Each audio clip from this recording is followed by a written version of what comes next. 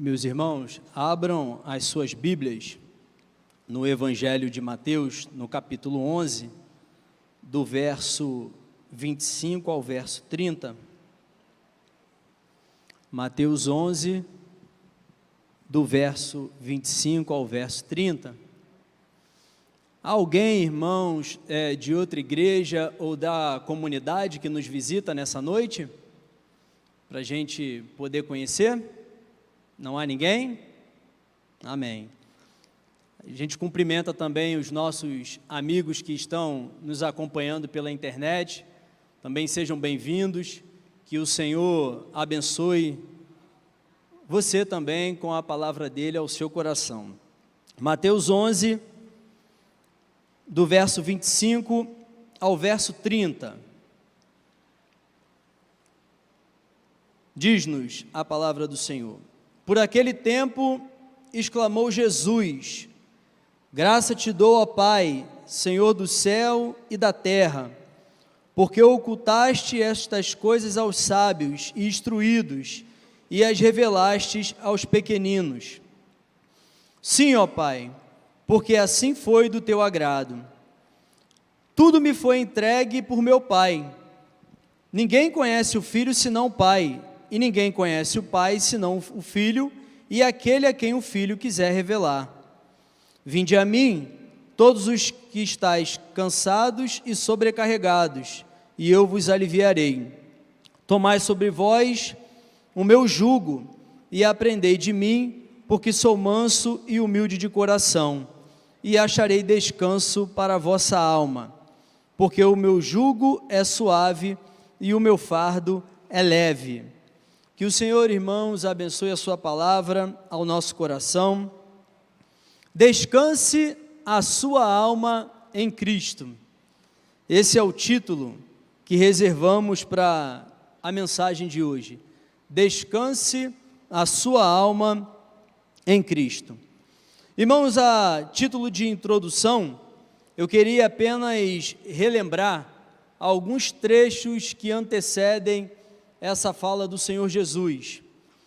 No mesmo capítulo, do verso 20 até o verso 24, o Senhor Jesus, ele faz uma repreensão e acusação a 3 cidades: Corazim, Betsaida e Cafarnaum.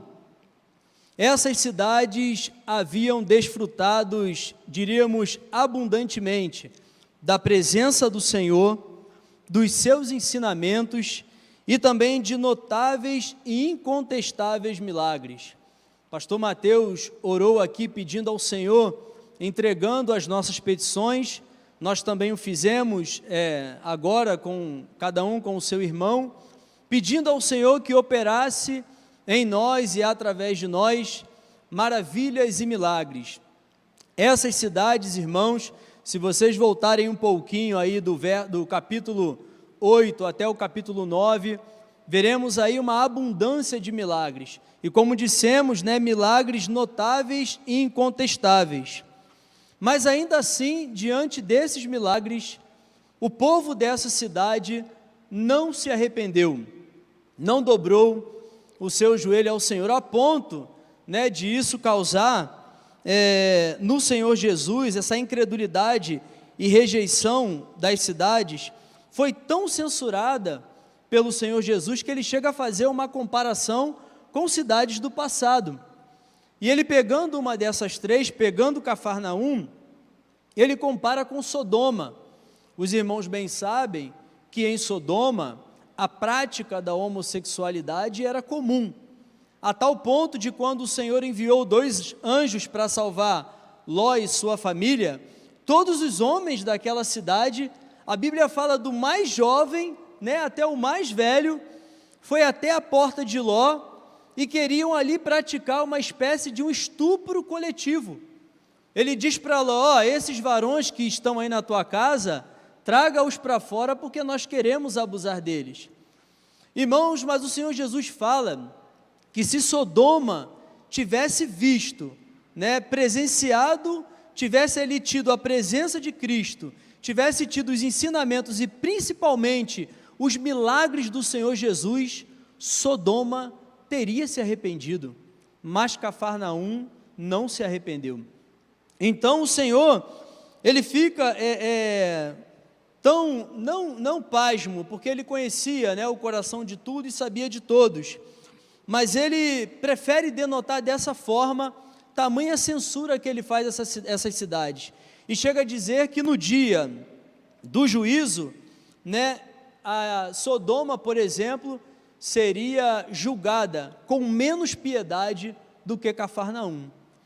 Um outro fato que é registrado antes dessas palavras que lemos, as palavras do Senhor Jesus do verso 25 ao verso 30, também trata de uma outra rejeição. Os versos anteriores, do 16 ao 19, também é uma rejeição ao Senhor Jesus, uma rejeição feita à geração daquela época. O Senhor Jesus diz que quando João Batista chegou até eles pregando, anunciando o Messias e o seu reino, disseram que João Batista tinha demônios. João Batista não comia nem bebia e tinha demônios. Cristo comia e bebia e era um comelão e um beberrão que se assentava com os publicanos, com os fariseus. Então, nesse texto, a gente tem uma outra rejeição à pessoa do Senhor Jesus e ao anúncio do seu reino. Amados, essas rejeições motivam o Senhor Jesus a dizer as palavras que ele disse. E dentro dessas palavras que lemos no início da mensagem, dos versos 25 ao verso 30, vamos considerar alguns pontos, duas advertências e dois convites do Senhor. A primeira advertência que o Senhor faz é a advertência contra o orgulho. No verso 25 e 26 diz: por aquele tempo exclamou Jesus: graças te dou, ó Pai, Senhor do céu e da terra, porque ocultaste estas coisas aos sábios e instruídos, e as revelaste aos pequeninos. Sim, ó Pai, porque assim foi do teu agrado. No versículo, né, como lemos que adverte, Jesus está considerando aos sábios e aos instruídos, sim, que isso foi ocultado a eles, as questões do reino. Mas, irmãos, a gente não deve ver apenas como a questão daqueles que buscam conhecimento e instrução, como se eles fossem impedidos de ter acesso à reconciliação com Deus. Na verdade, quando o Senhor diz que foi ocultado o reino dos céus a essas pessoas, na verdade foi ocultado aos orgulhosos, aos soberbos, aos presunçosos, aos que são arrogantes. E é muito interessante esse entendimento, esse sentido figurado, porque certa vez um grupo de irmãos foram à casa de uns empresários que eram patrões de um desses irmãos, né, do grupo, e ali foi anunciado o reino através da graça e do sacrifício de Cristo. Ao final da mensagem, o dono da casa, né, que era o chefe da família e também diríamos assim, o diretor da empresa, ele chega ao pregador e fala o seguinte: essa mensagem da cruz, ela parece carregar 2 pesos e 2 medidas. Porque como é que é isso? O cidadão comete o erro a sua vida inteira, e aí ele aceita a Cristo, conforme a palavra do pregador, tem os seus pecados perdoados, e é garantido a ele a vida eterna. Já outro que levou uma vida correta, uma vida respeitando valores, princípios, família, de certa forma, só porque, nas palavras dele, não aceitou a Cristo e não arrependeu-se, não tem direito à vida eterna. Irmãos, ele procurou buscar na sabedoria humana, na compreensão daquilo que estava ao seu redor, o entendimento sobre a salvação.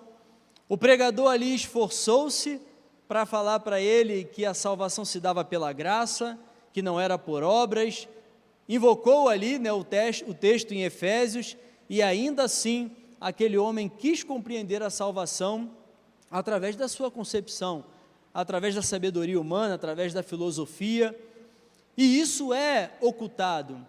E aquele pregador que não tinha tanto conhecimento como aquele homem, né, ele se via num certo desespero, uma agonia, porque essa é a agonia que a gente tem, né, a gente quer de alguma forma transmitir a palavra da cruz, mas irmãos, não adianta.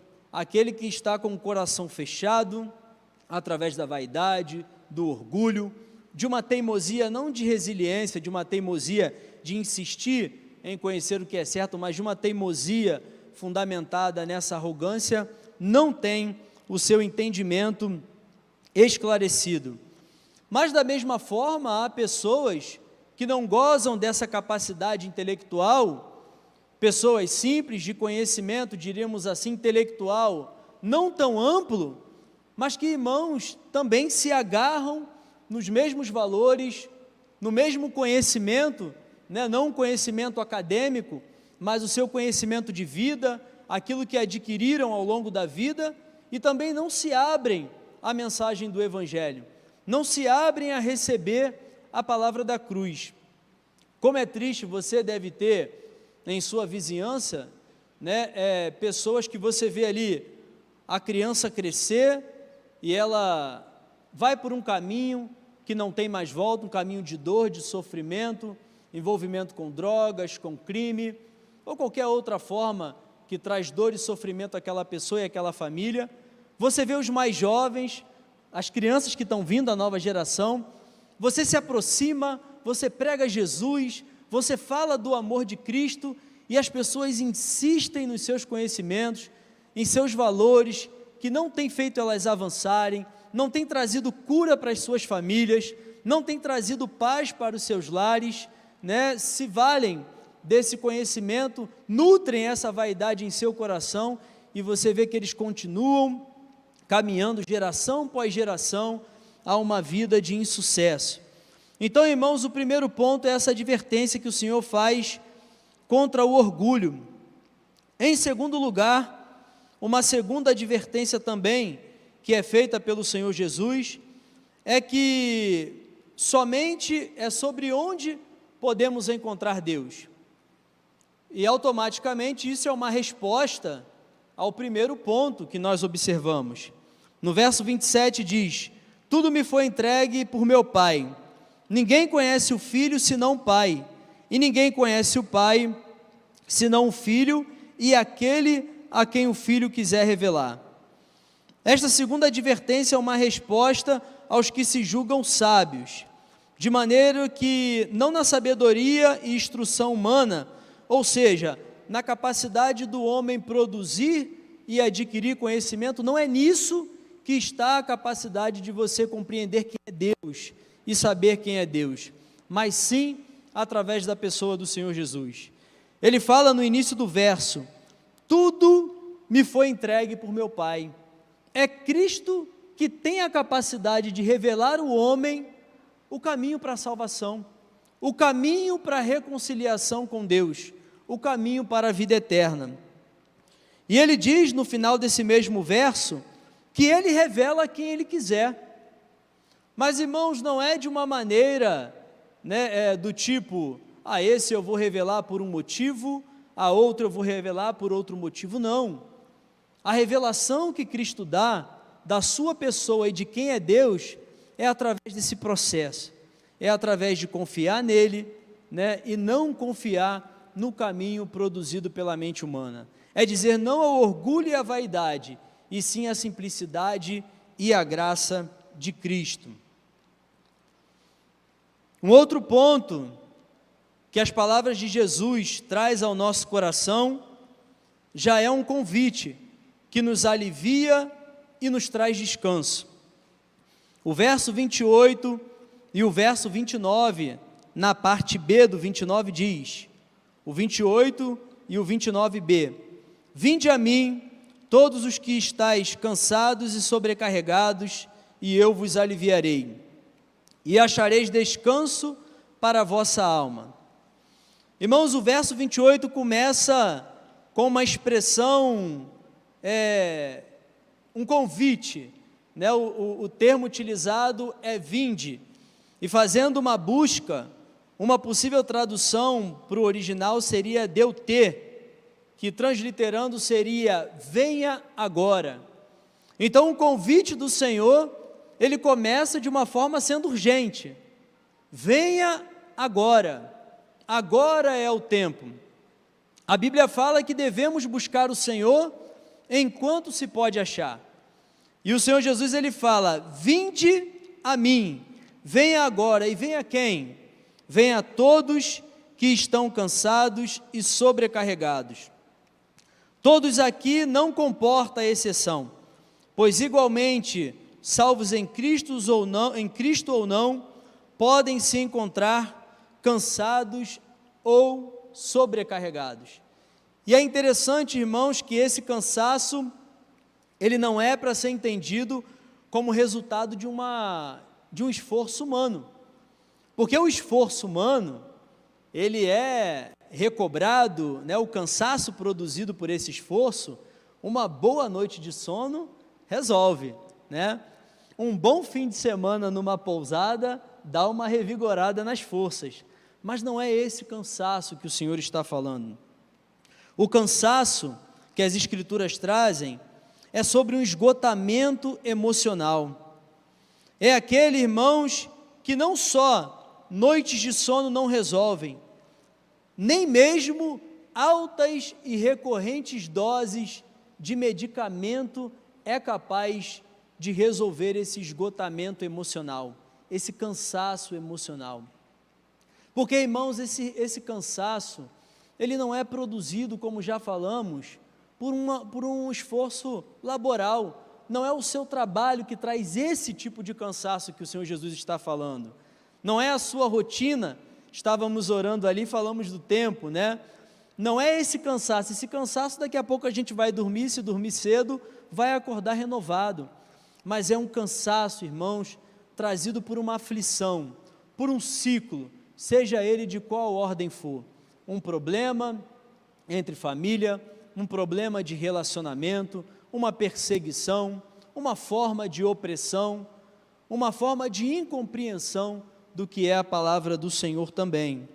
Da mesma forma, sobrecarregar-se não significa em acumular atividades e compromisso ao longo de determinado tempo, mas sobrecarregar de uma carga de obrigações e imposições que oprimem o indivíduo.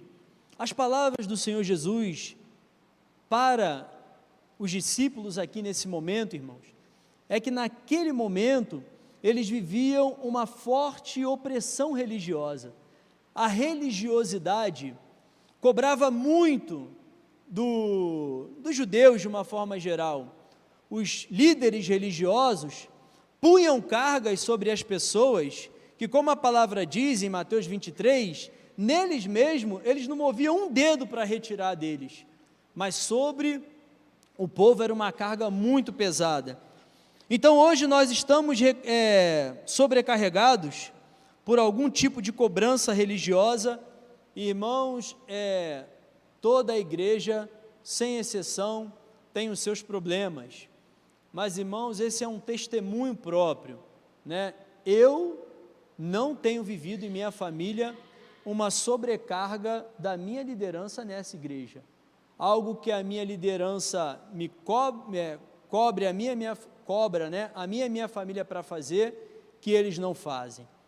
Eu não me sinto oprimido na CIB de Gramacho, e dou graças a Deus por isso, e eu digo a você, irmãos, faça o mesmo, porque ser oprimido e oprimido pela fé é algo terrível. Então, irmãos, muitos hoje estão tendo uma cobrança exagerada religiosa, ou ainda uma cobrança impiedosa de um modelo de sociedade materialista e egocêntrica, e além da cobrança consigo mesmo. Irmãos, como tem sido impiedoso a cobrança por uma vida bem-sucedida. E o que é pior, o que é uma vida bem-sucedida na sociedade que a gente tem hoje? Uma vida que, em primeiro lugar, irmãos, coloca os valores da fé cristã de lado. Uma vida bem-sucedida, pautada hoje, realmente como lemos, em valores materiais. E há pessoas sofrendo. Eu trabalho na saúde, e a saúde no serviço público é um dos poucos cargos que você pode acumular mais de um cargo público. Eu ouço pessoas falando comigo: Júlio, eu tenho 2 empregos, ganho X, eu tenho na geladeira um bacalhau há mais de um ano que eu não tive nem tempo para fazer no Natal, mas graças a Deus que eu tenho o meu carro, tenho a minha casa, e aí ela foi enumerando um monte de bênçãos, que de fato são, irmão, são frutos do nosso trabalho, mas que ela não podia usufruir. Ela estava ali mostrando as conquistas dela, mas não podia usufruir daquilo, e não queria abrir mão, né, de mais um recurso para poder manter algo que ela nem usufruía. Então essa é a sobrecarga que os dias de hoje têm trazido a cada um de nós. Mas esse convite, além de ser urgente, além de ser para todos que estão cansados e sobrecarregados, esse convite que nos alivia e nos traz descanso, é um convite para descansar no Senhor e esperar nele. Quando o Senhor diz que quer nos aliviar, conforme lemos no texto, Ele quer provocar ou permitir que a gente pare com esse movimento, com esse trabalho incessante, como dissemos, não um trabalho físico, não um trabalho da onde a gente traz o nosso recurso, mas esse trabalho atendendo essa expectativa desse mundo, que nos cansa, que nos sobrecarrega, para que no final nós possamos descansar e reanimar a nossa alma. Quarto ponto, irmãos, também é um convite, mas é um convite à dependência em Deus. Versículo 29, na parte A, e versículo 30, tomai sobre vós o meu jugo e aprendei de mim, porque sou manso e humilde de coração. E o verso 30, porque o meu jugo é suave e o meu fardo é leve. Esse convite à dependência de Deus é um convite para viver em sua permanente companhia. O Senhor Jesus fala para que possamos tomar o jugo dele. É interessante porque o jugo, né, ou um outro termo para essa palavra, canga, era um instrumento de madeira, ou ainda existe, um instrumento de madeira que une, por exemplo, 2 bois, para que eles possam caminhar juntos e tracionar, por exemplo, uma carroça, onde nessa carroça é levado a carga. E Jesus está falando: tome sobre você o meu jugo, e o jugo que pertence a Ele, irmãos, é Ele e você, sou eu e o Senhor Jesus. O jugo do Senhor Jesus era diferente dos fariseus, que impunha, mas não praticava. Mas o jugo de Jesus é um jugo suave, e Ele caminha conosco. No exército, por exemplo, a gente leu que jugo significa também canga. No exército, cada soldado tem o seu canga, e o canga é aquele companheiro que você espera ser o primeiro a te dar o apoio quando você precisar. Se você conversar com um militar, pastor Mateus é militar, ele vai te esclarecer isso. O canga é aquele cara que, perdoe-me o termo, quando der ruim, tu sabe que pode contar com ele, né? Tu espera contar com ele. E com Cristo é assim. Mas se com o teu canga humano ainda reside uma dúvida, se ele vai ou não responder naquele momento que você espera, com Cristo não há essa dúvida, irmãos. Ele certamente estará lá para carregar o jugo que pertence a Ele, que Ele deu a você, mas que é bem mais suave do que o jugo que o mundo impõe. Esse convite a depender de Deus é um convite a viver pela graça. O texto diz que o jugo, ele é suave, no verso 30. O jugo dos homens é através da sujeição imposta pela força ou autoridade, pela opressão. O de Cristo é pela graça, pela misericórdia, pelo perdão dos pecados e pelo o seu amor. O jugo de Cristo torna-se suave por isso, porque quando nós não conseguimos, irmãos, cumprir aquilo que o Senhor estabelece, quando pecamos contra o Senhor, a gente confessa, e a palavra é tremenda, porque aquele que confessa e deixa, alcança a misericórdia. O Senhor não lança fora. Irmãos, o jugo que o mundo impõe, se você não atender às expectativas, num primeiro momento, sem misericórdia, irmãos, você é lançado fora, você é substituído, você é menosprezado. Com Cristo não é assim, porque Ele sabe que somos limitados. Não à toa a sua promessa de estar conosco todos os dias, e a palavra diz que Ele faria isso até a consumação dos séculos. Irmãos, troquemos o nosso jugo, o nosso não, mas o jugo imposto pelo mundo, pelo jugo de Cristo. Irmãos, como é triste você poder ver pessoas numa situação tal de cansaço e de sobrecarga, que já nem mais conseguem discernir o que está ao seu redor. Como é triste você ver relatos, como eu falei para os irmãos, trabalhando na saúde, de familiares que dizem assim: ele dormiu bem e acordou surtado. Ele estava bem e de uma hora para outra chegou nessa condição. Ou ainda estava rindo essa manhã e agora no final da tarde tentou dar fim à sua vida. Irmãos, isso é um jugo colocado pelo mundo.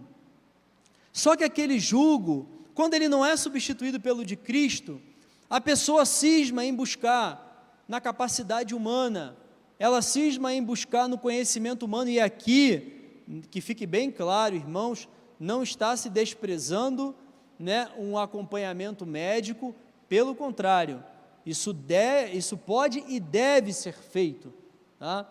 Mas o que está sendo dito, irmãos, é confiar somente na capacidade humana, e não consagrar ao Senhor cada ajuda, cada auxílio que você busca, e é bom que assim o faça.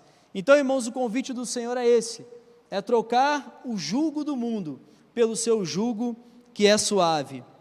Mas esse convite à dependência de Deus também é um convite a aprender da sua mansidão e humildade. O texto diz: aprendei de mim, e no final do verso 30, isso no verso 29, e no final do verso 30 diz: o meu fardo é leve. A mansidão e humildade do Senhor Jesus revelam deveres que Cristo impôs aos seus seguidores. Sim, ele chega a usar essa palavra carga para poder fazer um contraste com os preceitos religiosos que estavam oprimindo o povo daquela época. Então, o fardo que Cristo quer colocar sobre nós, irmãos, é um fardo que Ele mesmo nos ajuda a carregar. É um fardo que substitui toda a dor, todo o sofrimento, todo o cansaço, toda a sobrecarga que esse mundo oferece.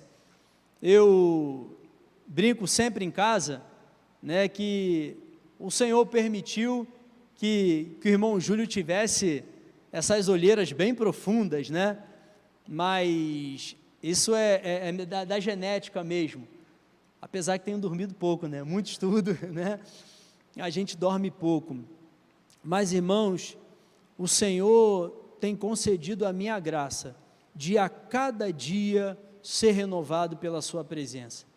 Como tem sido prazeroso, irmãos, viver esses dias, depois de longos tempos de opressão diríamos assim, religiosa, irmãos, e de sentir na minha fé, na minha mente e até no meu corpo, porque o teu corpo reage aos estímulos que você sofre, de fato, ao ponto de adoecer. E aí, pastor Mateus, a gente estava prevendo de botar um testemunho, eu falei, eu não vou dar porque eu não vou monopolizar a palavra, né? Mas agora Deus trouxe ao meu coração isso. Nós chegamos a essa igreja no dia 1º de abril de 2018, tá? E vou fazer uma piada sem graça, não é mentira, é verdade, tá? Foi 1º de abril. Irmãos, chegamos aqui quebrados, alma quebrada, sobrecarregados. Quando o Senhor começou a falar ao coração que deveríamos ficar aqui, ficamos 6 meses. Minha família falava, é aqui, vamos logo. Eu falei, não. Irmãos, era o medo de se machucar e de machucar os irmãos. Tomamos a decisão, 6 meses depois. Logo em seguida, eu falei, vou fazer o seminário, mas não vou me envolver. Não vou me envolver. Me inscrevi no seminário no início de 2019 e acabei, graças a Deus, em março desse ano, abril, concluí o seminário esse ano. E aí, durante todo esse processo, sendo visitado pelo Senhor, choro, dúvida, medo, família, né? A administração do lar, poder conduzir de alguma forma e ser conduzido também pela minha família, que muitas vezes me sustentou. Eu lembro de um dia, já aqui nessa igreja, fazendo seminário, muito triste, vivendo uma depressão leve. Meu filho me pegou pelo braço no momento de oração, que o pastor conduziu. Meu filho estava do meu lado, sabendo de tudo isso. Ele me pegou pelo braço e me trouxe à frente. Aquilo, irmãos, foi um marco na minha vida, um dos marcos na minha vida. E aí eu vim à frente e dali em diante eu comecei a realmente trocar o jugo que fora imposto por Satanás na minha vida, o jugo religioso, e comecei a tomar posse do jugo e do fardo do Senhor Jesus.